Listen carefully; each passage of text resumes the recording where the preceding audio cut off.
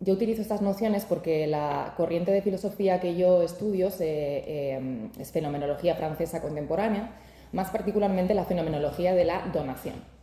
La fenomenología de la donación es una rama que viene con el giro teológico cuando las corrientes francesas que llegan desde Heidegger importan toda la fenomenología alemana y buscan la manera de utilizar esas categorías para explicar los fenómenos de lo sagrado, de la revelación o de, vamos a decir, fenómenos saturados.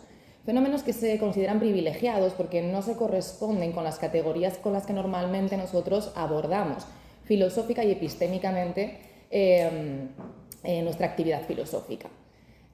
Las categorías del entendimiento kantianas, ¿no? Pues esas categorías nos sirven para muchos de los fenómenos, pero no para todos, como por ejemplo el fenómeno que decíamos de lo sagrado, el amor o el acontecimiento. Entonces, lo que sugiere la fenomenología de la donación, partiendo desde Ser y Tiempo en Heidegger, es, bueno, hay algunos fenómenos que efectivamente son, haciendo un buen uso de la razón instrumental y de la diferencia ontológica, pero hay otros fenómenos que no son, sino que se dan. Entonces, vamos a buscar la manera de privilegiar el don como una forma de indagar en el ser o el darse, más bien, de los fenómenos. Esto de el acontecimiento se da o el tiempo se da o se da el caso parece un giro del lenguaje y hubo mucha polémica porque la gente decía, bueno, a ver, esto simplemente es una manera de hablar, ¿no? Si Husserl y Heidegger dicen que el ser se da, esto es el geben, ¿no? En francés, lo tenemos en francés, lo tenemos en alemán, lo tenemos en castellano. Pero estos filósofos piensan que no es casual. No es casual y por lo tanto vamos a necesitar un modelo de donación que provenga directamente del don. Cuando hablamos de donación de sentido, de cómo los fenómenos, aunque no se den a presencia estrictamente hablando, siempre son dados y se tienen que dar desde sí mismo. Como bien mencionaba mi compañera, la fenomenología y la filosofía contemporánea lo que buscan son alternativas que sean más amables respecto a la flexibilidad que necesitamos para entender de manera contemporánea la actividad epistémica. El sujeto cartesiano, colonizador, que constituye el fenómeno a través de actos constitucionales intencionales de la conciencia, etc., parece que se nos queda corto cuando nos queremos dirigir a otro tipo de fenómenos. Por lo tanto, tanto la razón poética de María Zambrano como la filosofía del límite de Eugenio Trías, que yo estudio mucho, que también bebe mucho de Zambrano, o estos mismos filósofos lo que van a hacer va a ser proponer una alternativa. Y esto desde las artes escénicas nos viene muy bien, porque tenemos un modelo de creación que también es muy instrumental y normalmente basado en la producción y en el carácter intencional de la creación, y que de hecho lo hemos importado casi siempre de la pintura. El modelo pictórico nos habla de un sujeto creador que se dirige con una intención comunicativa sobre unos materiales de creación y sobre ello utiliza pues, para enviar un mensaje y expresar algo al público. Es decir, hay un sujeto A con una intención sobre uno que da algo al mundo, ¿no? Un sujeto da algo al mundo. Vale, pero ¿realmente esto se corresponde con cómo funcionan las artes escénicas? Ya para empezar, no tenemos un autor, tenemos un equipo artístico, tenemos fases, tenemos, vamos a decir, un proceso que es mucho más inestable que cuando hablamos de las artes pictóricas. Y por lo tanto, yo encontré que aquí en la fenomenología de la donación, en la que todo pivota en torno al acontecimiento y al fenómeno más indócil, al enfant terrible, que siempre le llamo yo, de los fenómenos, que es el don, dije yo, aquí pues va a haber algo. ¿Qué sucede? Que normalmente cuando hablamos de los fenómenos que vienen desde el don, hablamos de fenómenos excesivos. Por lo tanto, para poder explicar, lo cual nos viene muy bien, no voy a decir que no, y yo he usado la primera parte de mi tesis centrándome en ese desbordamiento o ese exceso que los fenómenos tienen sobre sus propias categorías. Pero, al mismo tiempo, cuando hablamos de donación y de que algo se da por encima de sus propias condiciones de posibilidad, tenemos que hablar, ¿se puede entender un movimiento de donación o un gesto de donación sin una pérdida? O sea, si algo se da, tiene que perderse. Y más cuando se trata del acontecimiento, cuando se trata de algo que se está desprendiendo de sí mismo en el puro presente y en el puro darse, como es el caso de una representación escénica o de un proceso de creación. Entonces, bueno, con todo esto en la cabeza dije, vale, voy a intentar en esta sesión centrarme en la parte que no es el desbordamiento o el exceso, sino en el anverso, en la pérdida. No, voy a intentar ser más breve porque yo realmente lo que intento con todo esto es que a los creadores les resulte estimulante este área de la filosofía Entonces, para todo lo demás, pues ya tenemos los textos, tenemos los autores y la bibliografía. Yo hago el recorrido y lo que les resulte estimulante, pues lo comentamos. Bien, lo más interesante de esto es que nos va a proponer una alternativa a este modelo de producción que decíamos. Cuando hablamos del don, estamos hablando de algo que se da a cambio de nada. Ahora yo pregunto, ¿somos capaces de pensar que algo se dé a cambio de nada? Dices, bueno, sí, la madre te da la vida y no te pide nada a cambio. Esto es cuestionable. Cuando todos seamos mayores, veremos si pedimos algo a cambio, si esperamos algo a cambio. Derrida, por ejemplo, dice que aunque vayamos a dar simplemente las gracias, dice las gracias las damos cuando no podemos dar nada más a cambio. Cuando nos levantamos a aplaudir es porque no podemos dar ninguna otra cosa a cambio de todo lo que se nos ha dado en escena. Pero eso ya es intentar devolver algo. Por lo tanto, el don, al final, en esta filosofía, se acaba dando cuenta de que es el que nos introduce la idea del intercambio, pero al mismo tiempo es la que la imposibilita. Entonces es un fenómeno que está asentado en la paradoja y por eso nos viene también para estas artes que son las artes escénicas, ¿no? Bien, entonces vamos a poner un momento entre paréntesis el modelo que tenemos provisionalmente nosotros en la cabeza, que es el modelo de la creación como producción de una obra. Vamos a poner eso entre paréntesis y vamos a pensar que ese modelo lo que está haciendo es mantener una lógica de retribución en la que alguien da algo a otro, lo que sea, una obra. Por lo tanto, hay una intencionalidad y el sujeto sería el creador que constituye un fenómeno. Y esto sigue siendo lógica cartesiana, estaríamos trabajando como un carpintero que hace un mueble de Ikea y que lo podemos reproducir. Esto Mario lo llama los fenómenos pobres, porque los fenómenos pobres de intuición son abastecidos por el concepto. Yo puedo llamar mesa a algo que cumple una serie de características y siempre va a ser mesa y es reproducible técnicamente. Y de manera instrumental yo puedo relacionarme con ello. Ahora, si yo elimino este modelo, lo pongo entre paréntesis y empiezo a pensar, vale, no hay un sistema de causas. Cuando uno piensa, bueno, Aristóteles lo dice, ¿no? Para hablar del artista podemos hablar de una causa primera y una causa eficiente. El artista podría ser la causa eficiente, ¿no? El creador. Vale, pues ¿qué sucede cuando hay un atentado? O cuando hay un terremoto, o cuando alguien se enamora. Ahí no hay un sistema de causas. Nunca, cuando hay un acontecimiento no podemos rastrear todo eso. No podemos ver cuál es el origen y cuál es el telos, ¿no? del final. Por lo tanto, el modelo de donación nos va a permitir pensar la obra no desde un artefacto, sino desde un acontecimiento. Esto, por supuesto, que ya lo he hecho con muchísima más antelación Jorge Dubati, Erika Fischer, Litte, todo esto, ¿vale? Pero yo lo intento llevar a la fenomenología. Bien, entonces, el sujeto que vamos a tener, nos dicen en los fenomenólogos, tiene que ser un sujeto. Y aquí cuidado, porque puede ser tanto creador como el espectador. Vamos a hablar del mismo sujeto. Ni el espectador va a poner los significados, ni el creador va a poner los significados, porque esto es un acto constituyente. Es muy importante que el sujeto de la fenomenología contemporánea sea un sujeto que está instalado en la pasividad receptiva. Es decir, que es un sujeto que está más a la escucha y a la espera. Él milita hacia el acontecimiento, se dirige voluntariamente hacia el acontecimiento, pero se deja interpelar por la obra. Y esto lo vemos todos los días cuando estamos en equipos de trabajo, con las decisiones hermenéuticas que los creadores y que el equipo toma cuando descarta unos materiales y deja otros. ¿Por qué? Porque escucha a la obra. Si lo que está haciendo, al contrario, va a ser imponer su sesgo ideológico, su trauma de la infancia, lo que está haciendo es imponer a la obra, que es otro modelo de producción, pero no es el del don, no es el del acontecimiento. Entonces, el sujeto del acontecimiento es un sujeto que se llama en fenomenología contemporánea el sujeto secundario.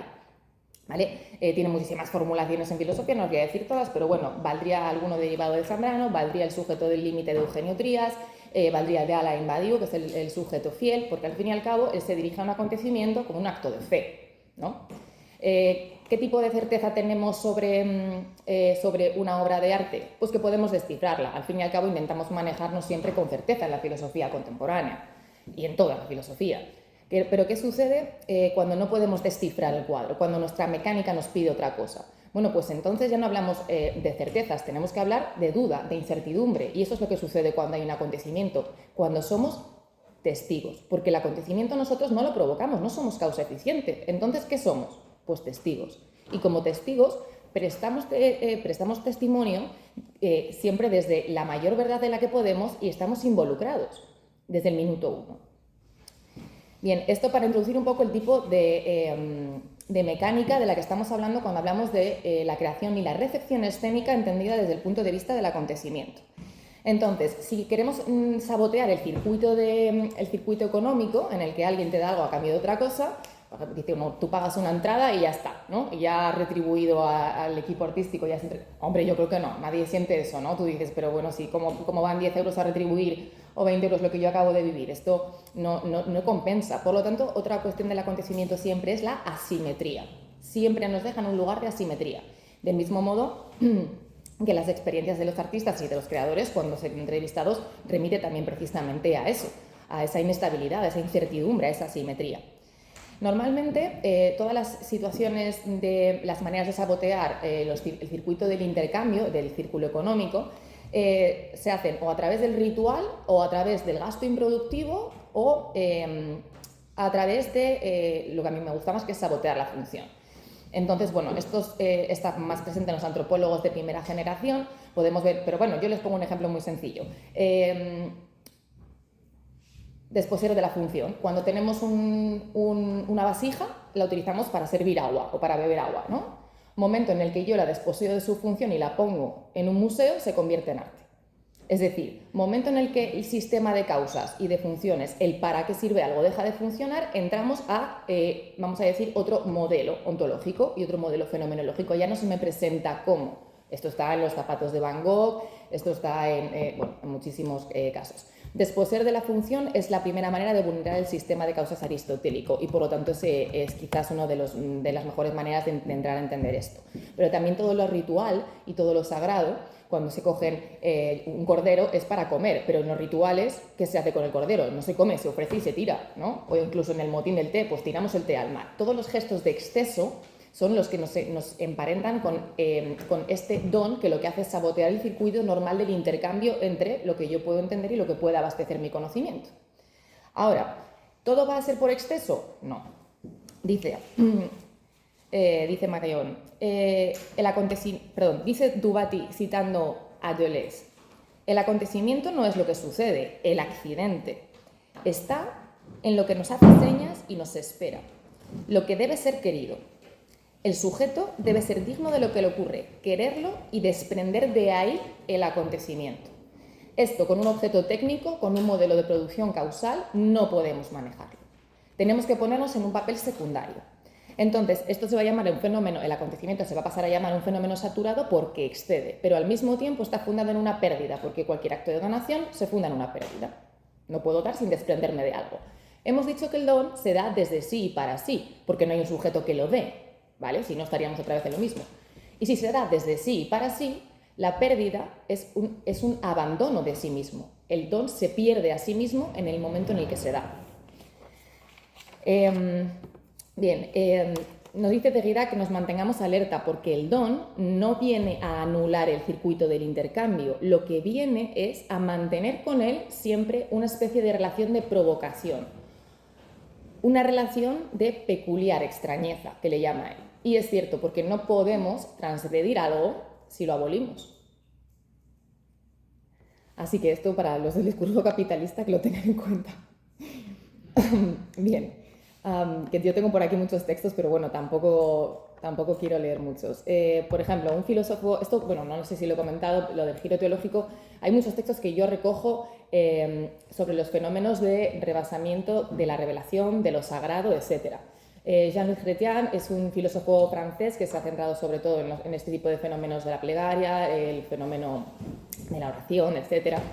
Y nos dice, perdón si parezco afásicas porque estoy traduciendo de francés y de inglés al mismo tiempo que estoy hablando, cada don es un abandono, pero no todo abandono es un don, ya que el don tiene el irresistible y definitivo carácter del abandono y requiere un destinatario que el último no posee. Y sobre todo la humillación de que puede ser aceptado o rechazado. Por lo tanto, vemos que nos movemos constantemente en este límite tan bonito en el que nos sentimos parte de un gesto de donación, pero no de apropiación. Nos dice Marion, solo el don tiene como algo propio retirarse en el momento mismo en el que se libera o se entrega. El dar se retira en favor de lo dado. Es decir, Vamos a traducir la creación. El gesto del creador de donación se retira en el momento en el que la obra empieza a avanzar y empieza a darse. Y cuando se da, lo que tiene que hacer, ¿qué es? Escuchar a la obra, si es que quiere entrar en la mecánica, en el juego de la donación desde el acontecimiento. Para que el acontecimiento suceda, tiene que retirarse tanto el espectador como espectador tradicional, tanto el espectador como el autor, entendido desde el modelo económico. Entonces,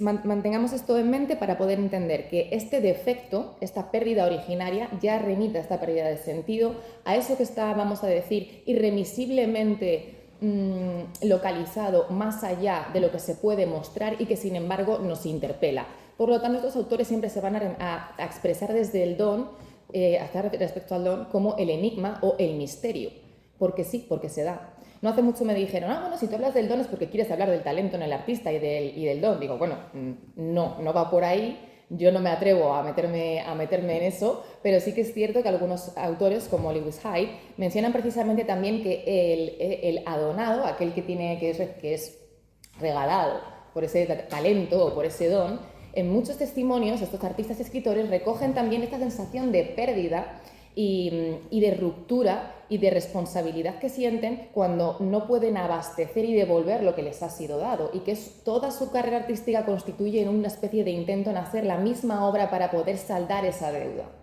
Entonces yo no pienso que haya que renunciar al circuito económico en el sentido, como dice aquí Derrida, porque pensarnos en deuda también nos ayuda a pensar que si una deuda es insaldable, nosotros como espectadores entramos en deuda porque no podemos retribuir lo que hemos recibido. Si la deuda es insaldable por definición, no hay deuda. Entonces estamos siempre en esta aporía, en este paradigma. Si digo cosas contradictorias es porque conscientemente estos autores nos están instando constantemente a que nos retemos con lo aporético del don. Bien, entonces, ¿por qué es importante la relación entre el don y el acontecimiento? Para que quede claro. Porque el acontecimiento funciona desde la lógica del don. El acontecimiento, como hemos dicho, rebasa todas nuestras categorías. Cuando hay un enamoramiento, o decíamos un atentado, o decíamos lo que sea, incluso el acontecimiento de la comprensión, el acontecer poético, dices, no entiendo nada, pero cuando lees un poema que dices, no he entendido nada, pero lo he cogido, pero lo he comprendido. Bueno, ese es el acontecimiento de la comprensión o de la contemplación en Platón, ¿no? Bien, esta cuestión nos dice, el acontecimiento es imprevisible, no se puede programar. Uno puede programar ciertos aspectos de una función, uno puede programar puede intentar predecir el resultado de ciertas decisiones hermenéuticas sobre los materiales de creación o de la reacción del público, pero siempre va a ser impredecible. Y como espectador no sucede lo mismo. Yo voy con la expectativa de que algo me genere una cierta repulsa o lo contrario, y puede ser que no. Por lo tanto, el acontecimiento se caracteriza por estar permanentemente indisponible. Como dice Armand Rosat, uno puede comprar el safari, pero no puede comprar la conexión con la naturaleza. Yo puedo comprar la entrada, pero eso no me garantiza nada. En el acontecimiento todo es imprevisible, no podemos rastrear un sistema de causas, respecto a él siempre somos secundarios, y cuando el acontecimiento se retira, que esto, si les recuerdan, pasó con la pandemia, no tenemos un acceso epistémico directo a lo que ha sucedido, porque todos estamos conociéndonos a nosotros mismos a través de lo que ha sucedido, pero no tenemos un dron con el que podamos ver la magnitud del acontecimiento hasta que no pasa mucho tiempo. Fíjense en la pandemia, marzo de 2020, cogen 4 filósofos de primera línea y sacan un libro explicando la pandemia en marzo de 2020. Sopa de Wuhan, por si alguien lo quiere leer, lo repartieron gratis en PDF por internet. Claro, eso es un desastre. Nadie puede hablar del acontecimiento cuando está sucediendo, porque cuando tú ves a una persona que está enamorada, dices, no le hagas ni caso, no se puede hablar con ella porque está enamorada. Claro, no, en el acontecimiento no se puede. Bien, esto no tenía que ver, pero bueno, quería que quedase claro la noción entre el acontecimiento y el don, ¿vale? Y cuál es el papel, el perfil de sujeto que estamos manejando. Vale, ya para centrarme en la cuestión de la pérdida y del duelo, que si no me voy por los textos. A ver, porque tengo muchos textos, así que voy a intentar resumir un poquito. Bueno, ¿hasta aquí se entiende bien? Sí. Digo, me he arriesgado a preguntar. Digo, luego lo he pensado y he dicho, no tendría que haber preguntado. Vale. Aquí, bueno, reitero que estoy traduciendo simultáneamente. Nos dice, parafraseando a Derrida, un autor, la obra no es dada o donada ni por su autor ni por su propietario. Ella se da impersonalmente en tal circunstancia o en tal lugar como alguien da un concierto o un espectáculo. Un actor en escena, unos intérpretes, un programa anunciado con antelación, una organización, una rentabilidad financiera, no cambian en absoluto el don de la obra. En tanto que tal, ella no entra en ningún intercambio, en ninguna compensación, en ninguna retribución ni ninguna contribución, porque todo se pasa como si no hubiera motivo, ni explicación ni causa.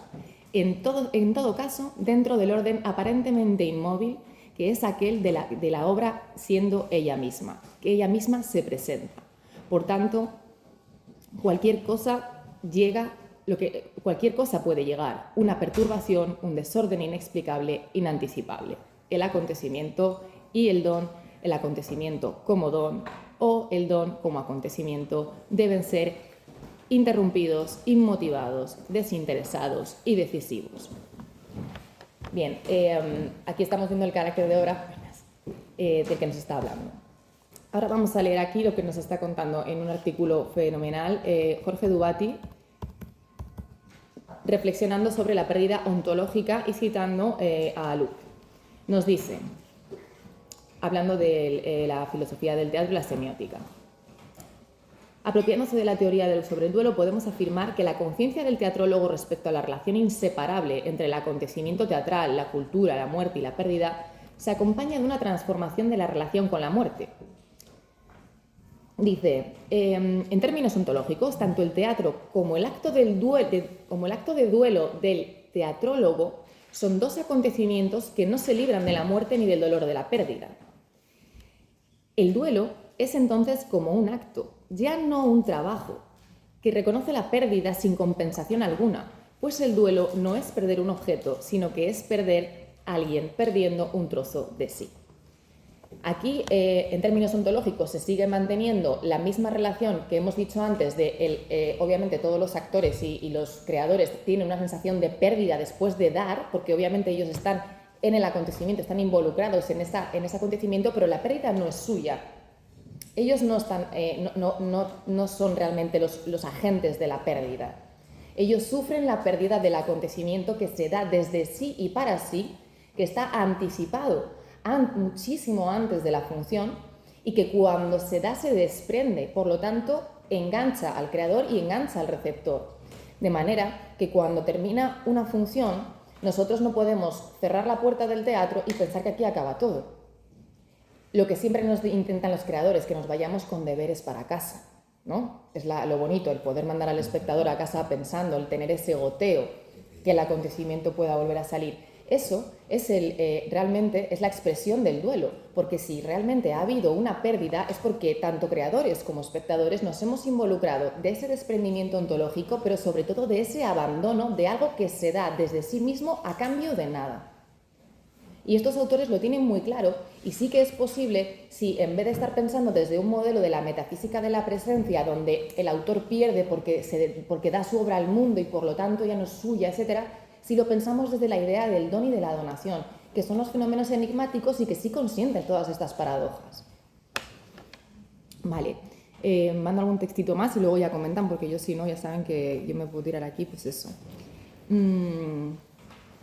Es que los textos son muy bonitos. A ver, ¿cuál podemos poner? Mira, de Heidegger, voy a poner este me va a gustar. Dice, fijaos lo que dice Heidegger hablando de la pobreza, ¿vale? La penuria, la pobreza, etcétera, son características también del acontecimiento, porque aquello que no alcanza o que rebasa por exceso o por defecto las categorías conceptuales se dan siempre en términos de penuria, ¿vale? La penuria de la intuición que no llega a colmar el concepto. Dice, libre es lo indemne, lo preservado, lo que se sustrae de toda utilidad. Liberar significa preservar dejar a algo reposar en su propia esencia, protegiéndolo, la serenidad. Pero proteger es retener la esencia en el cobijo donde solo permanece si le permite retornar al reposo de su propia esencia. Lo liberado, dice, lo liberado es lo dejado en su esencia y guardado de cualquier coacción de la necesidad, o sea, del sistema de causas y de lo instrumental. Dice, solo esto es, en su esencia, el acontecer propiamente del preservar, de que de ninguna manera se agota en lo negativo del no tocar o de simplemente no utilizar. Cuando pensamos así la esencia de la libertad y la necesidad no es en modo alguno lo contrario de la libertad, sino que solo la libertad es en sí la necesidad apremiante controvertida. Es decir, lo que nos está diciendo Heidegger es que la pobreza, la penuria, la deficiencia, todo aquello que Diotima en el banquete nos está diciendo, es un gesto de libertad, porque darse es liberarse. De hecho, aquí estos filósofos hablan de que el don al darse se libera. ¿Acaso no se está dando a cambio de nada? ¿No es el perdón y el don el gesto más gratuito y más generoso? Pues eso implica la pobreza y la indigencia, la humildad, como decía antes, de un abandono que puede ser rechazado o aceptado. Bueno, de hecho, Marion en las figuras hace una triple epoge y entre las figuras del sujeto está el ingrato, que es el que decide no escuchar al don, o sea, no acoger el don, pero aunque no lo acoja sigue habiendo don. O sea, el don se da independientemente de que haya donador o de que haya donatario. El don se da desde sí para sí, por lo tanto es un despilfarro, vamos a decirlo así. Es un despilfarro desde el punto de vista de la donación y de la fenomenología de la donación. Vale, para terminar, tengo aquí un texto muy bonito en el que Derrida nos habla sobre el duelo, lo termino, y nos dice, a ver, porque lo tengo en castellano y en francés, voy a intentar... Bueno, lo voy a leer en castellano directamente porque después esta traducción no te creas tú que me encanta. Bueno, dice, para realizar una obra siempre hay que sacrificar o llorar ciertos elementos, palabras, imágenes, recuerdos. En el cine esto puede tomar la forma de interrupciones, elipsis, cortes, encuadres. Cada imagen lleva palabras invisibles que no muestra.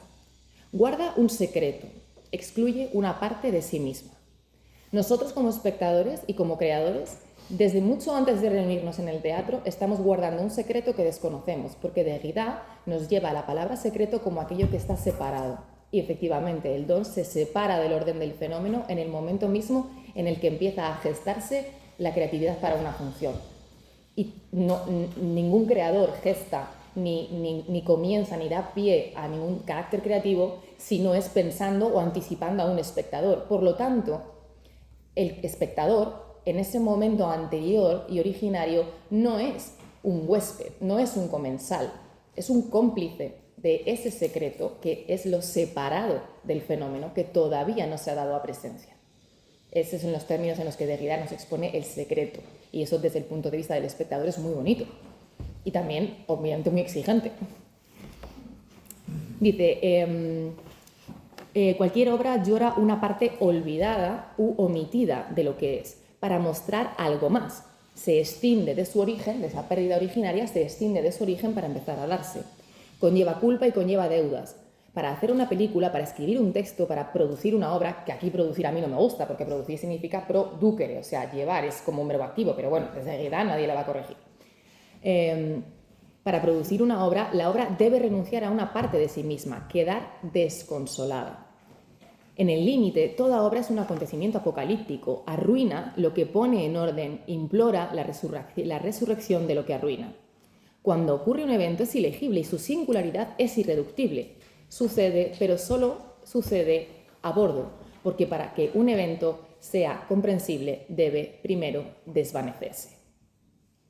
Aquí nos habla de la acción del dibujante, nos dice simplemente que la obra es un acontecimiento abandonado, una firma perdida que proporciona la intrusión necesaria para la llegada de la otra. El autor firma, cree que firma, y el que firma al final es el espectador, para que ninguno de los dos pueda, intentan los dos imponer su signatura, pero el acontecimiento y el enigma y el don siempre se celan. Bien, termino con una cita muy bonita de Derrida, precisamente sobre cuál es la gran pérdida, ya que estamos aquí, filósofos y creadores, ¿cuál es la gran pérdida del siglo XXI? Pues yo diría que la gran pérdida del siglo XXI es la belleza, ¿no? Y por eso tengo aquí una cita que es especialmente significativa. Vamos a ver. Y nos dice Derrida que para que un objeto nos parezca bello en su pura presencia, debe estar ya perdido, inexistente.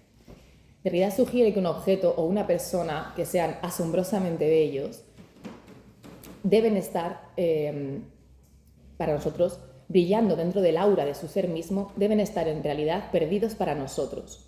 Y se encuentra en ello un terrible alejamiento, siempre ya en una espantosa inexistencia.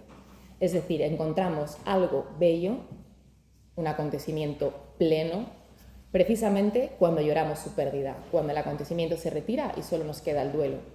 Encontramos algo bello precisamente cuando lloramos su pérdida, porque la plenitud de la belleza está ligada a un vacío, a la pérdida de un suelo en el corazón del ser.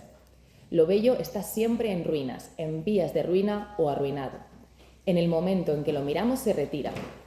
Por eso, la mayor presencia del objeto bello reside, en efecto, en su retirada, en su caída, en una ausencia irremediable. Muchas gracias.